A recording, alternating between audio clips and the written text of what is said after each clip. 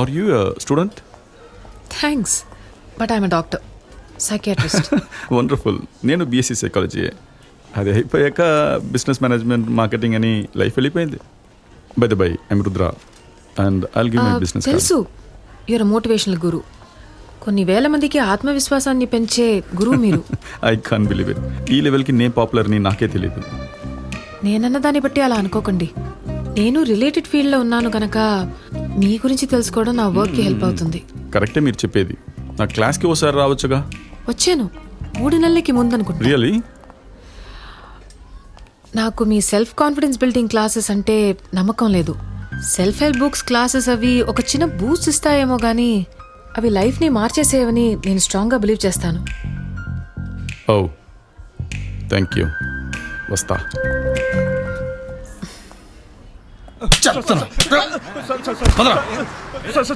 Please sir వదిలేండి sir. Please sir వదిలేండి sir.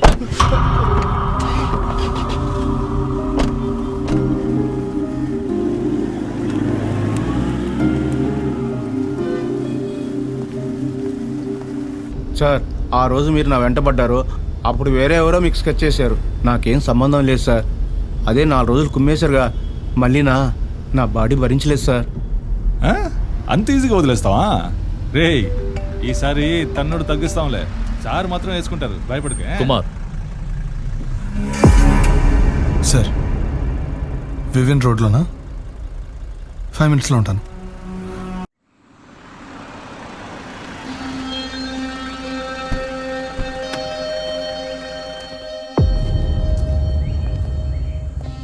మర్రేగా confusion లేదుగా?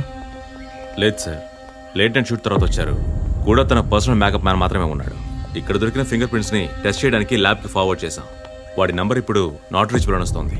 రేప్ అటెంప్ట్ చేసినట్టు ఎవిడెన్స్ ఉన్నాయి sir. Press leak completely secure, కానీ డైరెక్ట్గా డిఐజీ నుంచి కాల్ వచ్చింది. డిఐజియా? Yes sir. అంత పెద్ద హీరోనా? పెద్ద యాక్ట్రెస్ సార్, పేరు వింష. ఇవాళ నెంబర్ 1 సార్. అని వదిలేండి. ఓకే సార్, వదిలే.